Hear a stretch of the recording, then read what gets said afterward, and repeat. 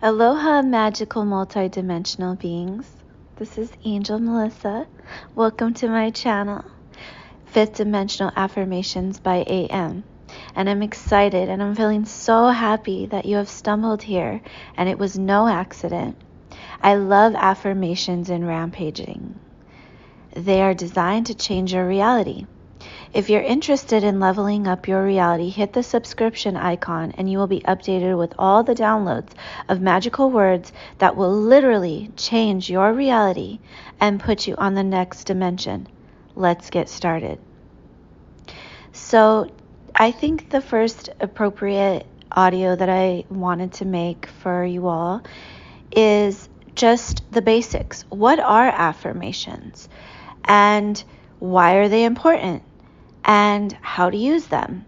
And also, the reason that they are a part of our realities is because of law of assumption as well. So I'm going to run through these different topics to just update you and get you acquainted. And I'm sure some of you have heard about affirmations and some of you have not. But even if you have, this will give you an even better and deeper insight into how amazing they truly are. So the first question and the first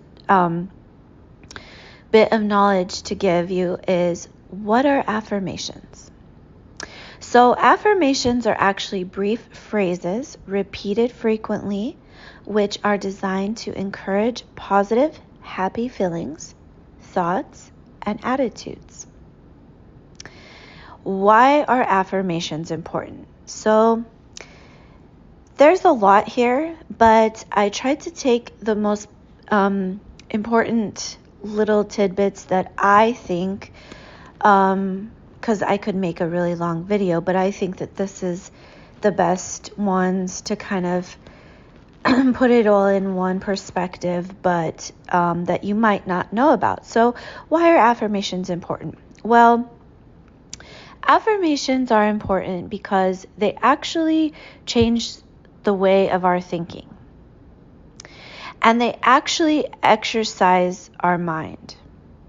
So affirmations have been proven scientifically to increase productivity. They increase academic achievement. They reduce stress in your body and in your mind. They actually heal us.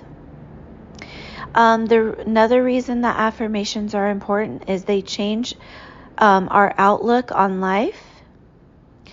And something that I think is really cool about why affirmations are important is that the neural pathways, they're increased in the prefrontal cortex. So there's scientific evidence that this works. And also, the brain doesn't know the difference between imagination and reality. So programming your mind with affirmations actually starts to become a belief system that you have. So they're not just words that you're saying, that they will become, because your brain doesn't know the difference between imagination and reality, which is actually very beneficial for us. And then what you practice, you become. And your brain has the power to change. It's like a train track. It can be going one direction, but as you introduce these new ideas into your mind, you can actually switch the track and it will go down a different direction. So it's really, really powerful. I love all those things. Those are all scientifically proven. So let's talk about how to use affirmations. So how do we use affirmations? Well, you can use them 3 to 5 times a day. You can do writing them down in your journal. You can repeat, just keep writing them down in your journal. A really, really fun and good technique, and that actually creates a lot of self-love, is doing them in front of the mirror. It's very, very empowering. I recommend that. I mean, I love writing stuff down too. Writing things down is very powerful as well. Or you can use them in a meditation where you're calming your mind and then you're just saying them over and over again. It actually kind of helps them go into your subconscious too a little bit better that way. Not that they won't, but just the difference of putting your brain in the theta stage, which is kind of like the place that your brain goes to, like when you're kind of half asleep and half awake.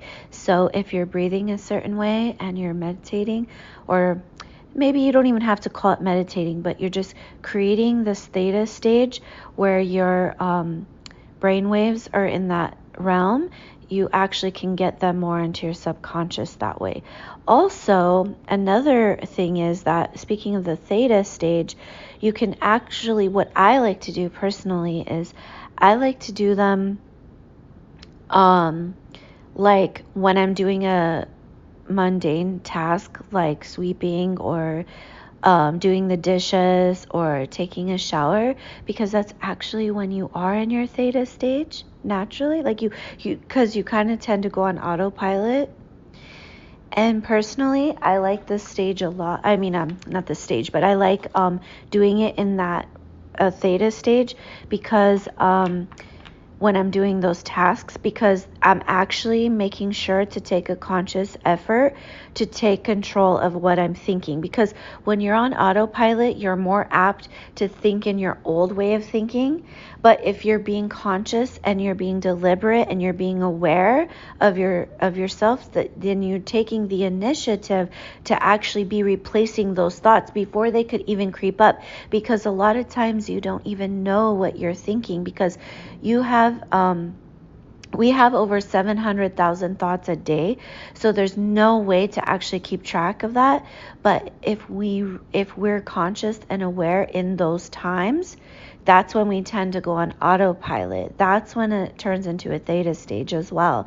So then we can utilize that to our advantage, to, instead of letting our mind wander on its own, we're actually taking deliberate control to be sure that we're thinking the right things that we're going to be thinking, so that we get the best results in our lives. So another thing I want to bring up about how to use them, or how it will go when you're using them, is that at first when you start doing your affirmations, you're not going to believe them. Okay, that's normal. It's probably going to feel weird. It's probably, you're going to feel resistance to it, okay? But that's completely normal, and it goes away over time, and then you just keep doing it. So basically what happens is that when you first start doing it, it can feel uncomfortable, which is when I say resistance, it means it's actually making you feel weird, like it's going against the grain. And sometimes when you're reprogramming, because doing affirmations is actually reprogramming yourself, which I'll probably make a separate video about, but because there's different things to talk about with the programming. But so what happens is that when your neurons are used to going a certain way, remember, it's kind of like the train track thing that I said, but when your neurons are used to going that way and wiring a certain way, when you start putting these new things in it, they start getting really weird, and honestly, sometimes you could even not feel good, But I really, really want to promise you, like, push through. Be consistent, be persistent. I can't say this enough when it comes to affirmations. You've got to stay consistent, and you've got to be persistent. So no matter how you feel, no matter what it looks like, no matter if it feels weird, all this stuff will go away, and you'll start to really believe what you're saying, and it will actually begin to like your brain will really, remember, your brain doesn't know the difference between imagination and reality. So you will actually, that stuff will go away as long as you push through until you get used to them, and then you believe them. So the next part of this is law of assumption. So law of assumption, the definition of an assumption is a thing that is accepted as truth or as certain to happen without proof. So now some of you have heard of law of attraction, but this is law of assumption, and I really love this a lot more. And partially, one of the reasons that I do love this a lot more than law of attraction is because there's more of a hold on it. Like it's more tangible to catch on and to really manifest things that you want. But also, quantum physics is actually proving this theory a lot more. So, and which I will talk about that too. But so, the law of assumption is a belief that the world does not depend on what is there, but more so the assumptions you form in your mind while looking at it. So your assumptions create your reality. If you assume something will be positive, it will likely go that way. If you assume something is going to be negative, chances are that is how your experience will turn out. In your mind, you are assuming you are bringing those thoughts to reality. So that's why I really love this, and that's why it's part of affirmations, because you're changing your thoughts, which in turn creates your reality. So in the quantum realm, they've been proving this a lot more and showing how powerful our minds actually are and how our thoughts are actually creating our reality, and how it's not that the emotion, because law of attraction is saying what you are, you're manifesting. So it's your your vibrational frequency. But law of assumption is where you're creating your thoughts, and so basically when you're creating your so the way that it works is that instead your thoughts is actually what's creating your emotions. A lot of people tend to think that their emotions are creating their thoughts, especially highly sensitive people or empaths, which I am an empath. So I had to really separate those things for myself. It was very, very important for me, and it's really changed my life, honestly. But so that's why I'm saying, because a lot of people think that their emotions are creating their thoughts, but actually that's not true scientifically. And as you do your affirmations more and more, you will see exactly what I'm talking about. Your thoughts will create your emotions, create states. States is like this different consciousnesses of like where you feel good, or you feel excited, or you're feeling rich, or you're feeling beautiful. Those are different states that we go in and out of on a regular basis. But the thing is that with your doing your affirmations, you're going to create these things. So quantum physics is proving that this stuff is true based on the fact that, like, the slit experiment. And if you haven't heard of the slit experiment, you should Google it. It's really amazing. I'm just going to kind of give you